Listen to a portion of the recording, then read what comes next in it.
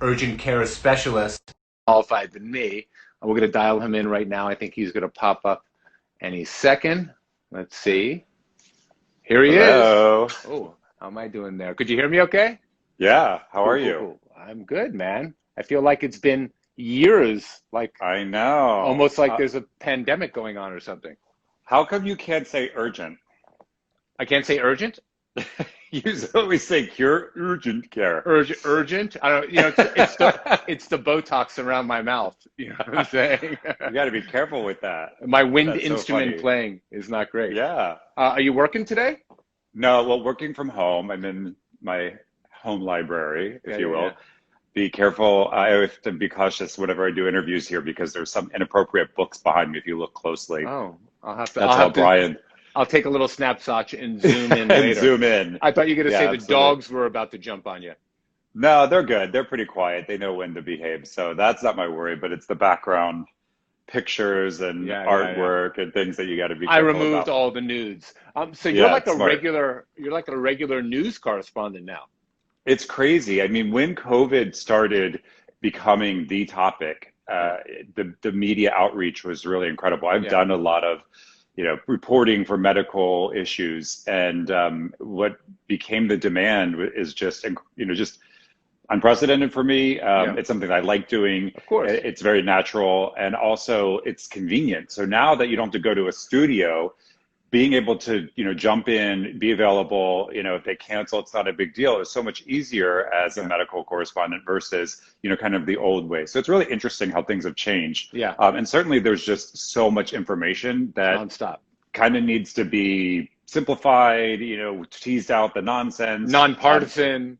I Yeah, mean, put it in perspective to yeah, what it really means. I mean, when you're hearing the same people talk about the information, regurgitate statistics, it doesn't really resonate. So I think the value of having a physician who's had COVID, is treating absolutely. patients, really on the front lines Yeah, resonates. And, that's where, it just keeps happening. So yeah, I'm glad to do it. And it's a yeah. lot of fun. What do you think as a clinician? Because you didn't only have it. You're not only a physician like me, but you're an urgent care physician. You're an emergency room physician. So what have you seen kind of change in the last, like what's happened this summer clinically? What have you seen in terms of the types of people coming in? What's Right. going on? I mean, we've come a long way, Yeah, and what's really interesting about COVID as an entity is we've learned not by reading textbooks, not by yeah, going to lectures. It's been hands-on, and there's nothing that I've experienced in medicine of that level. There's always been some sort of in such experience a by. short period.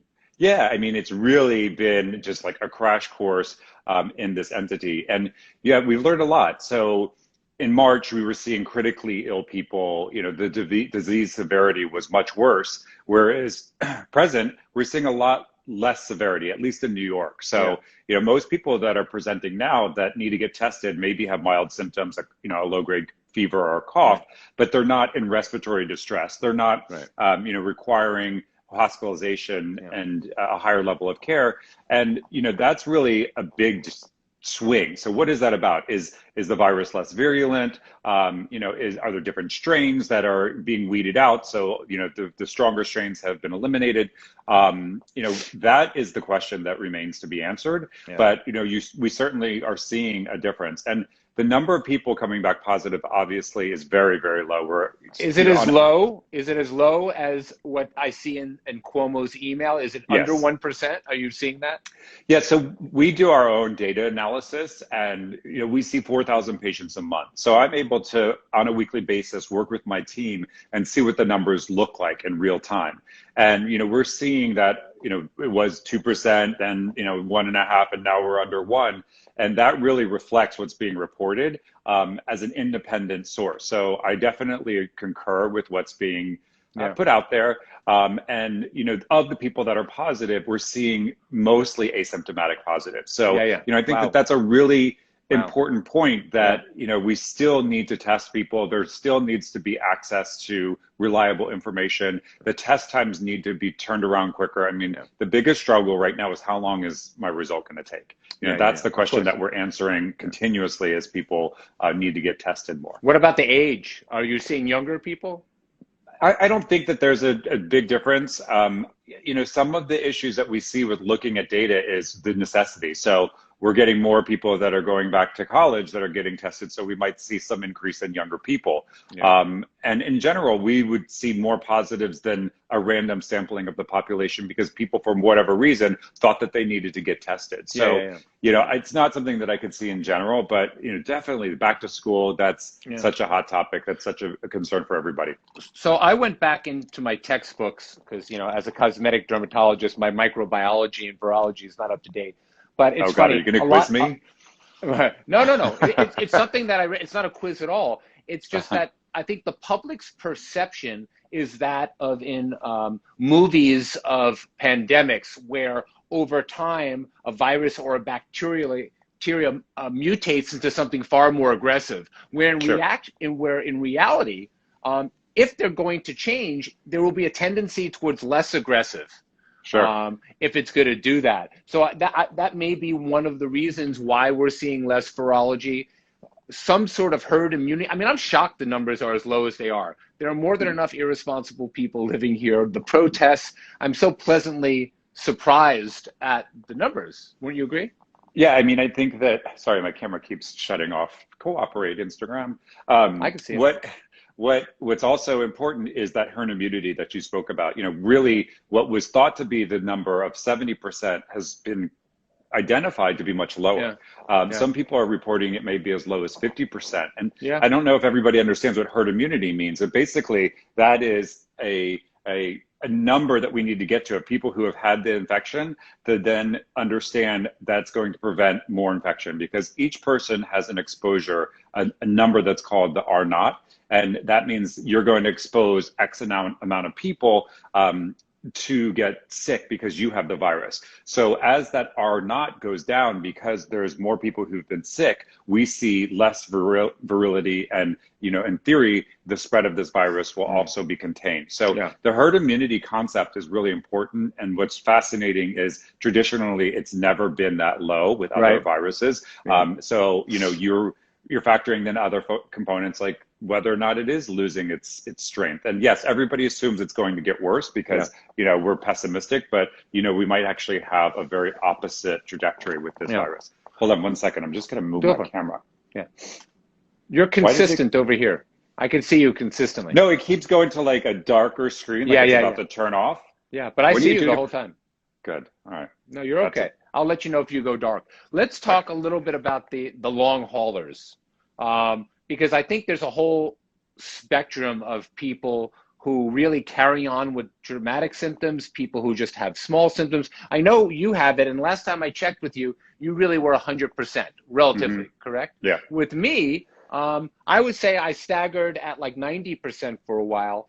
I had activation of inflammation of sore spots in my body. Like I used to have mild shoulder issues and foot problems, and that's like kind of where the inflammation went. It's getting better. I got cortisone shots. I'm at like 95% now. I was actually at the point I went to a pulmonologist because I had a symptom that a lot of people in our situation had, which is that kind of like extra sigh. My pulse ox was good. I could exercise, but there's this like, and I think, is it psychological? And, the pulmonologist said, listen, you had a severe pneumonia. You're 50 years old. It's going to take 6 months, but your lungs are that of a 40-year-old. I was upset they weren't that of a 20-year-old. But I think a lot of people are going on with this insecurity of lingering symptoms. Well, that's a difficult subject to tackle because, yes, there's physiologic components that may be real. But we're also dealing with the psychology of having been sick and the unknown and the fear. So I can speak to many, many people who have had lingering symptoms, whether or not that's actual physical, reality, that's your body's physiology, or that's something that's your own concern that's exacerbated. That's really going to be difficult. I mean, we certainly have understood that there's more vascular complications, that there's other, problems in terms of cardiomyopathies, dilating of the heart as a result of this. And those we'll probably understand better as we study more patients in the long term. But, my own personal experience, I would say I have noticed a little bit more fatigue when doing cardiovascular workouts, and I'm like, well, is that just my age? or is that, really something related to having had COVID? Yeah. There's not going to be a way that we'll really be able to pinpoint that Yeah. unless we do controlled studies on people. I mean, who's going to volunteer, Yeah. to get sick? But I do caution people to use it as a crutch, Absolutely. because in many forms of medicine, people do that. They're depressed, and then they, get diagnosed with fibromyalgia or chronic Lyme disease. Exactly. And that's a very slippery slope. Yeah. So I do, want people to be aware of the concerns that I have related to, using this illness as an excuse for other problems that might be manifesting in other ways. Yeah. When I went to the pulmonologist, as soon as I did the pulmonary function test, he said my lungs are great. I have to admit, I thought about it less. You know what I mean? If you think you're short of breath, guess what happens? You're short of breath. No, it's very real phenomenon. Yeah, for sure. But I will say, from a dermatologic perspective, there are so many different viruses and things like that. Parvovirus, we know Lyme's disease, where there, even more so than bacteria, there is this syndromic chronic inflammation that viruses can spurn off. And like you said, it's just only time is going to educate us, right? It's amazing how much we've learned so far now. Right. So, we'll see. I don't mean to make this question political, but as a father of two children, given how low the numbers are, I feel quite confident about New York starting to uptick things, like getting back to school, maybe opening restaurants to 50%, like getting things going a little bit more, as long as things stay below 1%. How do you feel about that threshold percentage in terms of opening? I mean, I concur. I mean, the fact that we're in the position that we are in is incredible, and we're showing proof of concept, and we need to continue to do that. Yeah. I don't have kids, so I can't speak with absolute certainty about what I would feel about sending my kids to school. Yeah. But I've been asked this question a lot. Of course, as recently. do I. Yeah. And I think the difficult part is we've been in isolation. We've been doing everything that we can to protect ourselves. And now there's this open possibility of sending kids to school, which could expose us. And I've looked at the data. There is very low probability that kids are going to be vectors to transmit to adults. One study reported as low as 8%. But that's 8% more than you had before sending them back to school. Yeah. And particularly, everybody needs to understand what their situation is like. Are you immunocompromised? Did you have COVID? Is there somebody else in the household that's at high risk should there be an exposure? Yeah. And really, what is going to be the mechanism to monitor these things?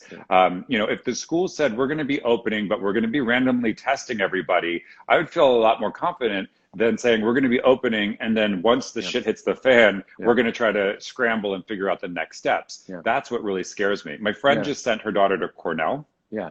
And she showed me what they're doing, and it's incredible. I mean, they have access to very rapid testing. So it's not the PCR test that goes out. It's a pretty sensitive rapid test that they're able to use with a device that's more portable. And they're actually testing large numbers of people. They have a program that's communicating with the parents so that they can see what those positive numbers looks like. And then they're having the students sign contracts about behavior, which I think is so responsible. Yes. And to me, that's a different scenario than just saying, I'm going to send my kid back to school and we're going to try to figure it out as we muddle through it. Yeah. That's what I recommend. I heard at Cornell, because I have friends whose children are starting there too, they converted part of the veterinary school into a whole COVID kind of task force center. So, right. I mean, that's a different situation. Yeah. That's a different situation. But, I would be particularly concerned if I was at high risk and my kids were going back to school. Very low probability that there's going to be transmission from children to adults in that scenario based on what we understand. But however, kids are not going to be good at wearing masks. And now there's been a recommendation that children under 5 don't need to wear a mask. Right. So, there's so much uncertainty in terms of what that's going to look like on a practical level. Well, I'll tell you, because my kids are now high school level. And when they were young, 5 to 10 years old, they were freaking Petri dishes. Everyone in the household was always getting sick. Stomach flu, common colds, regular flu, all these things. I get less sick now, mostly because my kids are older and their immune system is stronger. So, if you're immunocompromised and you have all these other problems and you have kids, you're at risk to begin with. because they Right. are always bringing home stuff. In fact, I said to my wife, Diana, just a few weeks before I got COVID, I said, you know what's interesting, honey? Since the kids are older, I don't think I've had a fever in like 3 or 4 years. And I've never spent more than 4 nights out in Long Island at one time. And then obviously history changed that. So, Sure. these are concerns about infectious diseases in general going forward. I'm curious Hmm. to see what happens with the flu. I actually think there's going to be a lot less flu this season. Yeah, I mean, well, I don't know if there's going to be a lot less flu, and we should If definitely talk about that. But I was going to just add, I mean, traditionally, the biggest vector for colds are children, Yeah, yeah, and schools are the incubators. So I have a bit of caution, in terms of what is being recommended. And I know a number of people that are able to homeschool their kids, and there's the kids are pre-K. It's like there's other factors.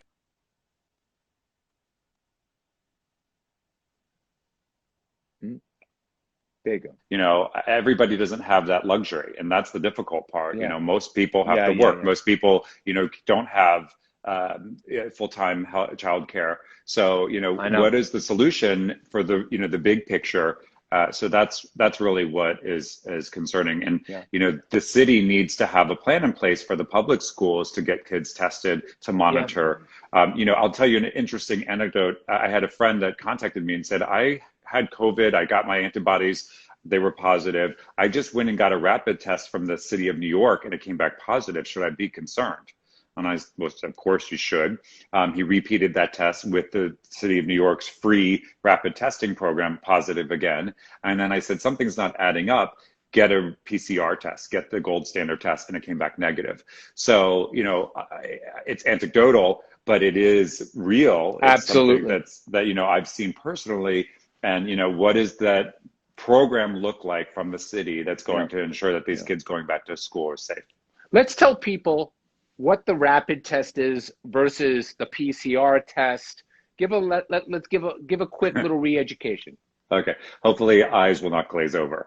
So, your I said quick. traditional, yeah, your gold standard is going to be the nasal swab or the throat swab sometime that's sent to the laboratory. That's called PCR. Yeah, So basically, what they're doing is amplifying a piece of that virus, an actual viral particle, and that takes hours. It's a 6-hour test if you expedite the process of getting sample to the lab, versus a rapid test, which takes a protein from the virus, a very small protein called an antigen, and looks for that to detect whether or not there's virus present.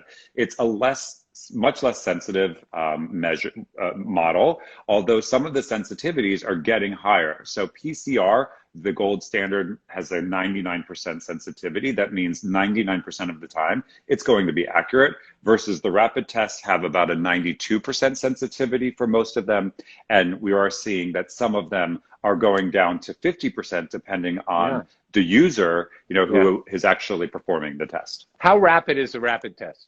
Oh, I'm sorry. And that's, it could be 15 to 30 minutes. Yeah, So, you kind of get what you pay for in a sense. The yeah. rapid test is a good screening tool, but it shouldn't be the definitive answer. And So is that through the nose also? Where are they swabbing? yeah, they're swabbing the nose Yeah, essentially. Some are going to be a swab of the mouth. It just depends on the manufacturer's protocol. yeah, Each are equally effective. There's not a discrepancy there. But in terms of, if there's an abnormality, if you test positive, get the gold standard as a follow-up. yeah, Don't just rely on that. yeah, Or if you tested negative and there was some highly concerning situation, you were exposed, if somebody you're with tested positive, yeah. then get the gold standard or repeat the test is my advice. Why do you think? I mean, I remember when we were talking about this testing and stuff in April, I really believed that by now there would be rapid test machines much more available.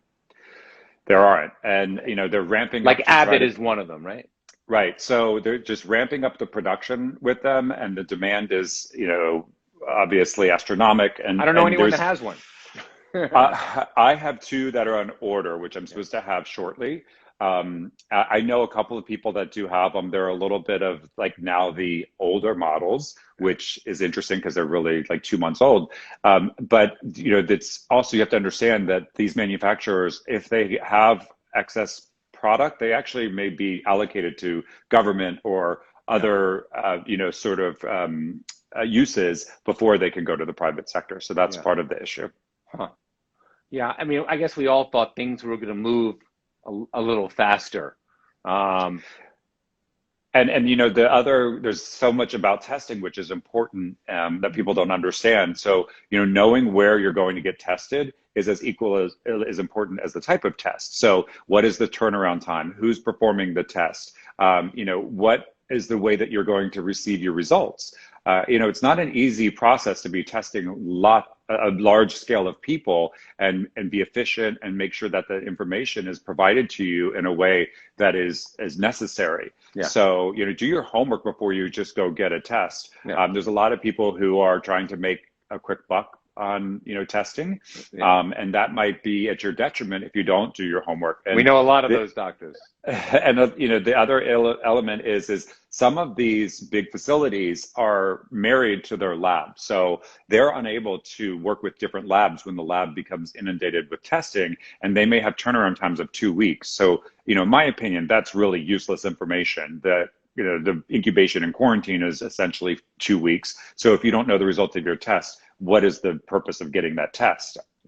Otherwise, smaller independent labs are working harder to get the results much faster. So, knowing that the place that you go to get tested has access to, a turnaround time that makes sense. Yeah. I'm proud to say that we're at like 2 to 5 days at the longest, for our results, but mostly like in the 3-day range. Are you still working with the same labs?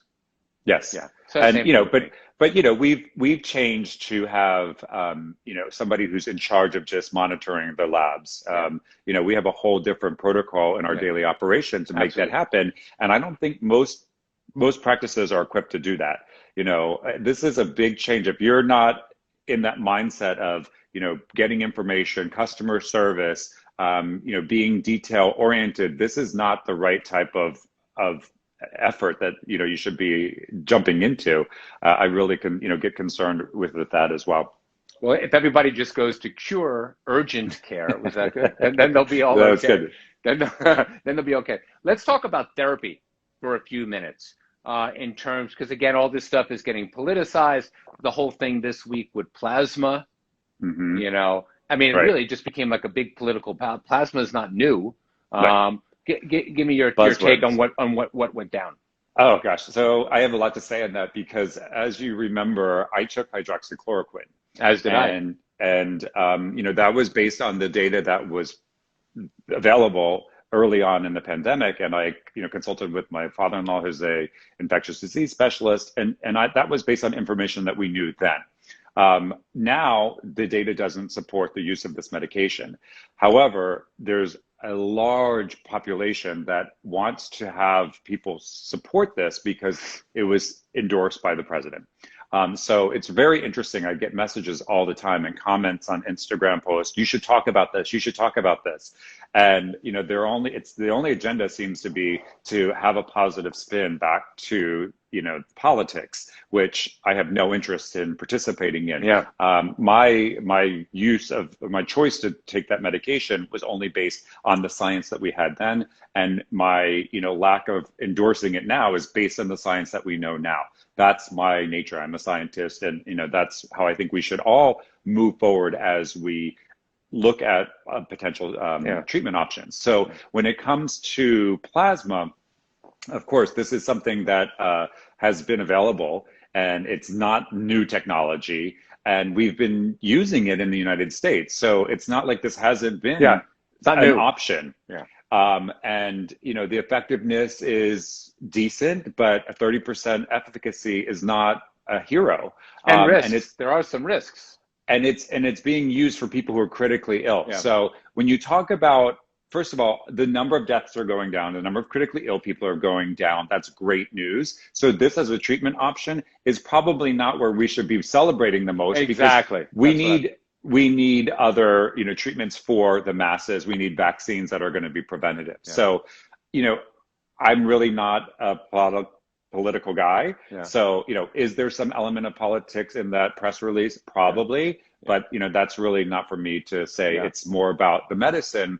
And, really the focus has to be on other treatment options. Yeah. And we haven't seen a lot out there. I mean, there's not any great antiviral medication that's been proven to be effective. Certainly the use of azithromycin has been basically concluded to be unnecessary unless the person has pneumonia. Prednisone, betamethasone. Steroids, you're correct there. Steroids have proven to be effective. So, again, mostly for critically ill patients. Yeah. So that's not necessarily so helpful. And in terms of people using these off-label and trying to acquire these medications, that's always the concern, because there's potential downsides. I mean, taking large doses of steroids can cause ulcers. They can cause adrenal insufficiency. They can affect your diabetes. Yeah. So even that which is proven to be effective in certain circumstances has to be used in conjunction with a physician who knows how to, to treat you. I think people need to realize, although the good news is they're given so much information, Dr. Google, the news, all people could actually read about data in ways that doctors only could years ago, that people forget that medicine is an art. Even if studies show something's work, that doesn't mean it works for everybody. And there really is a lot of clinical judgment involved in deciding, both from your experience and the data that to make a clinical decision. Because everything is like switch on, switch off now, I think there's this misconception and everybody wants to all chips in or all chips out. You know what I'm saying? Yeah. And I think whether it's hydroxychloroquine, and by the way, I don't trust data 100%. I've been involved in a lot of dermatologic research before, and I worry about some of the data I see and its legitimacy. Forget about once it gets to the news. So, again, a lot of this just comes from experience. I took the hydroxychloroquine too. Hydroxychloroquine is actually a medicine we use a lot in dermatology for connective tissue diseases of the skin, and prednisone and all these things. So, again, it's amazing how much we've learned in such a short period of time, but people have to realize that time is going to be the best prescription of all to really figure out. There's no magic pill. Yeah, and there's no shortcut. Unfortunately, the shortcut is prevention. The shortcut is people wearing masks and isolating and doing what we've seen proven to work. Yeah. That's really where the focus is. And unfortunately, when you look at people who are making these blanket statements about miracle cures, they're not focusing on the proven shortcut. They're not leading by example. We see a lack of masks in the political forum and, sort of emphasizing that we need to do whatever we can to contain some of these really hot zones. Middle America is getting hardest hit now. Yeah. Well, also to finish up, because we're almost out of time, I know you're a New Yorker, you've been living in the city quite a while, and like me, you've been here every day since the whole thing. Sure. And, there's an article with Jerry Seinfeld, all these things. People are talking about New York. Understandably, some people have to leave. Some people want to leave but can't leave because of their jobs or whatever. I'll see if you agree with me, which is I think the people make the city. I think our numbers, we've come a long way. The numbers are the best in the country. And I think the only thing that's going to get people, is going to get the city going again is people not only coming back and integrating, but doing it safely, wearing their masks, continuing to be strong, and just trying to be as positive as possible. That's all I've tried to say. When I came to New York to start my residency, I had a 3-year residency in emergency medicine. And on day one, I said, this isn't going to be enough time. And, I haven't left since. So that's 20 some odd years. Yeah. And, I'm not going to let this virus, which is going to ultimately fade away, kick me out. Yeah. So I feel really strongly about that. Yeah. And you're absolutely right. I mean, New Yorkers have proven that we are tougher than anybody else, that we have the, spirit and the humanity like nowhere else in the world. You're going to get choked up. I know. But it's amazing. I saw the people clapping for the health heroes. That was because we're connected. You know, we live next to one another and we see firsthand what it was really like. So I couldn't be prouder to be a New Me Yorker. too. And I really think that it's important that we spread that message, Absolutely. so we don't lose that focus, because you know, part of our success is what we've done, and now we want to make sure that the city has continued Exactly. success as well. And it's not about money. People are mistakenly thinking, well, rich people can come and go, people with second homes. The beautiful thing about New York, I've been here 50 years, it's always supported every walk of life, every socioeconomic class. And if anything, the one thing it's been failing at over the years is that it's become filled with too much wealth, too Yeah. much gentrification. And if a certain percentage of people don't come back, maybe there'll be a reset. Maybe we'll be able to support the artists and the small corner businesses as opposed to the chains, and rents will fluctuate. New York is like the human body. It goes and comes and adapts. And as long But it's as always amazing. it's always amazing. So I'm ready for the fight. I'm glad you are too. And I think that's a great way to Absolutely. wrap it up, my man.